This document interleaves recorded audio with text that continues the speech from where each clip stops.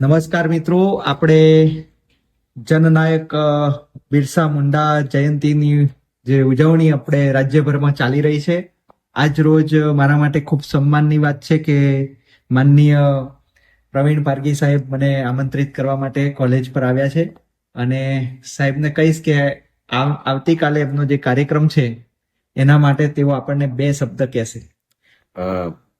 ખૂબ ખૂબ તમામ અને આપને પણ જયેશભાઈ વરિયા સાહેબ સેલ્યુટ છે કે જે મૂળ પ્રશ્નો ઉઠાવી રહ્યા છે અને આજે બિરસા મુંડા જયંતિ આજરોજ છે. તો જયેશભાઈ તેમ તમામ મારા મૂળ નિવાસી ભાઈઓ, SC ST OBC માઇનોરિટી, તે તમામ લોકો જે ભારતના લોકો છે, તમામને બિરસા મુંડાની જન્મની શુભકામનાઓ. સાથે સાથે એક આદિવાસી સમાજના એક બિરસા મુંડા એક નાના ગામથી જે ક્રાંતિ લાયા એના દેશભરની અંદર એની ઉજવણી થઈ રહી છે, આપણા બધા માટે બિલકુલ ગર્વની વાત છે. સાથે સાથે માનનીય વડાપ્રધાનશ્રી પણ ઉજવણી કરવા ગુજરાતમાં આવી રહ્યા છે.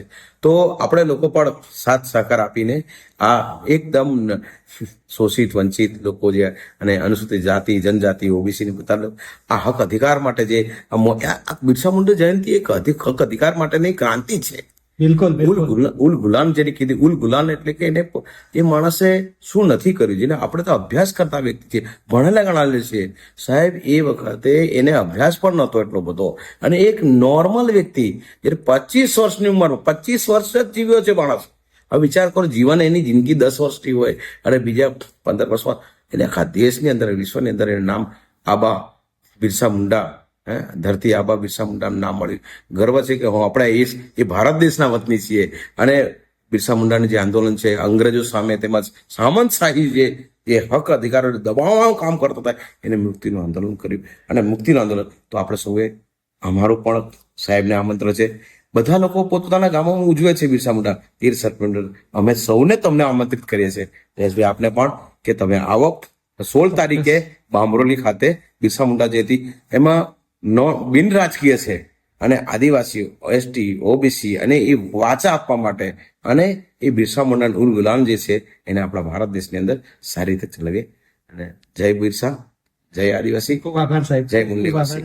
અને આપણે આ રીતે તમામ જે જાગૃતો છે એમને અપીલ કરીએ છીએ કે આ કોઈ એવી વાત નથી કે ભાઈ જાગૃત થઈને ભેગા થઈ સંગઠિત થઈને કોઈનો હક અધિકાર પડાવી લેવાની વાત નથી. આ તો આપણો જે હક છે એ મેળવવાની વાત છે.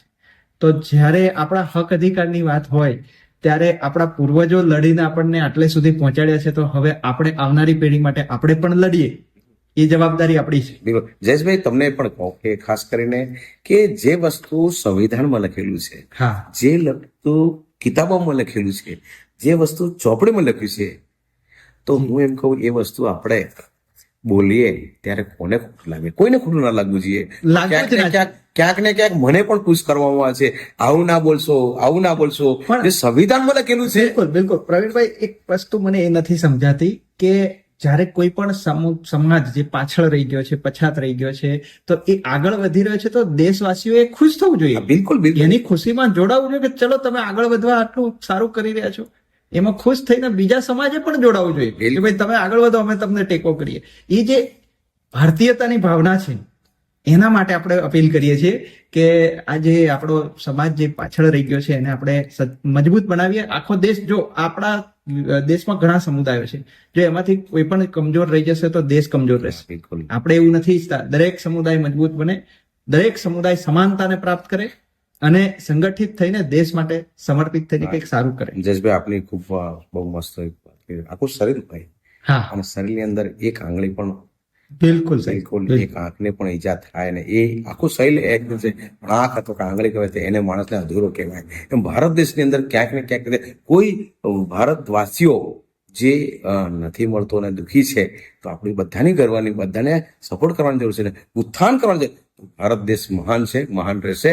અને સાથે એ પણ કરીશું કે જયેશભાઈ, આપ મને ગર્વની વાત છે કે આપના YouTube દેખીએ છીએ, બધાને કહું છું કે ટ્રાયલ ટાઈમ છે મારી જે ચેનલ છે, આપણા જે જાગૃતિ માટે જ આપણે કરી છે. જયેશભાઈ સારું એક બુદ્ધિશાળી વ્યક્તિ છે, ચિંતન મંથન કરતા તો આપણે લોકો તો જયેશભાઈની ચેનલને જોઈ અને ક્રાંતિ લાવવાની. જયેશભાઈ જે બોલે છે એ લિખિત બંધારણની બધા જ આર્ટિકલોની અંદર અને જેને કહેવાય કે જેને ઉત્થાન કરવા માટે જે લોકોનો છે એ ઉત્થાન જે ન સમજતા હોય એ જાણવા માટેનું જે જયેશભાઈ મુહિમ લીધી છે, નહીં. સર સેલ્યુટ છે તમને. બિલકુલ. અને હું આને બિલકુલ એવું કહું છું કે હું એક શિક્ષક છું, પ્રોફેસર છું કે કોઈ પણ અધિકારી કર્મચારી છું, તો મારી ખાલી નોકરીની જ જવાબદારી નહીં. Yes. હું એક જે તે સમુદાયમાંથી આવું છું, જે તે સમાજમાંથી આવું છું, એ જો પછાત રહી ગયો છે તો મારું પ્રતિનિધિત્વ મને જવાબદારી આપે છે કે તું બોલ,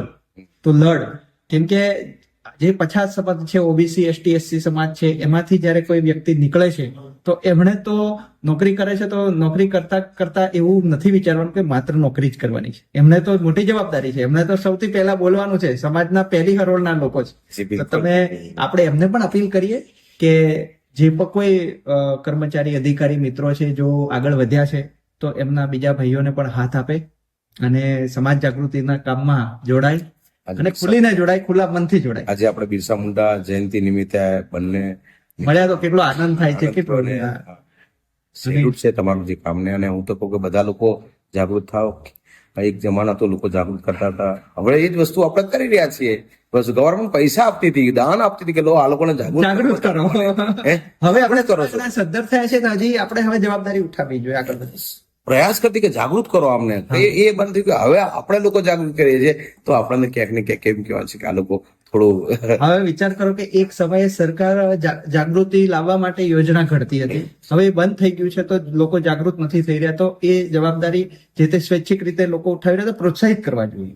આપણે હું તો કહું કે એસસી, એસટી, ઓબીસી, માઇનોરિટી એને છોડીને પણ ઉપર ઉઠીને ભારતીયતા જે છે ને, અને માનવતા, માનવતાવાદ જે છે એને જ સેલ્યુટ છે. અને એ બધા લોકો નૈતિક રીતે જયેશભાઈ વરે સાહેબ કરે છે અને અન્ય કેટલાય મિત્રો સામાજિક કાર્યકર્તાઓ કરે છે. એ સામાજિક કાર્યકર્તા કરે છે.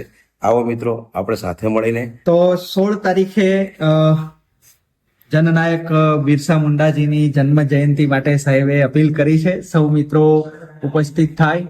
અને આ કાર્યક્રમ જે છે મિત્રો એ કોઈ આયોજકનો નહીં, એ આપણા સૌનો છે, આપણા બધાનો છે.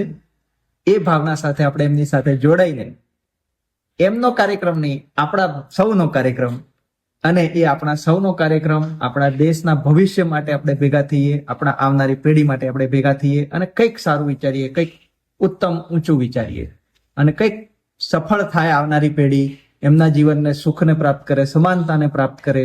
આ દેશ બહુ મોટો વિશાળ દેશ છે, એમાં આપણા પૂર્વજો જે લડ્યા છે એમનો ઇતિહાસ જાણીએ. એ ગૌરવશાળી ઇતિહાસને આપણા જીવનમાં બને એટલો આપણે કેટલો એપ્લાય કરી શકીએ, અનુસરી શકીએ, એ શીખીએ. આ શીખવવાની બધી પ્રક્રિયાઓ છે મિત્રો. આવા કાર્યક્રમોમાં ખાસ હાજર રહો. અને તમે જોઈ શકો, હું તમને જરા ઝૂમ કરીને બતાવી દઉં છું કે જેથી કરીને આપ એને વિડીયોને પોઝ કરીને પણ જોઈ શકશો. સંપર્ક આપેલા છે, પહોંચજો મિત્રો. અને પ્રવીણ પારગી સાહેબનો ખૂબ ખૂબ ધન્યવાદ, ફરીથી આભાર સાહેબ કે આપે આટલું સરસ આવીને મને તમામને બિરસા મુંડા જયંતિની શુભકામનાઓ બધાને. જી જી, થેન્ક યુ સાહેબ. આવા જ બિરસા મુંડા તમામ પ્રકારના યોદ્ધાઓ છે એના અનુસરીએ આપણે. જી ચોક્કસ. આપણે બધા સમાન નહીં હોઈએ તો સંગઠિત નહીં થઈ શકીએ. તો સમાનતા પહેલી શરત છે અને આપણે એના માટે લડી રહ્યા છીએ. ખૂબ ખૂબ આભાર મિત્રો.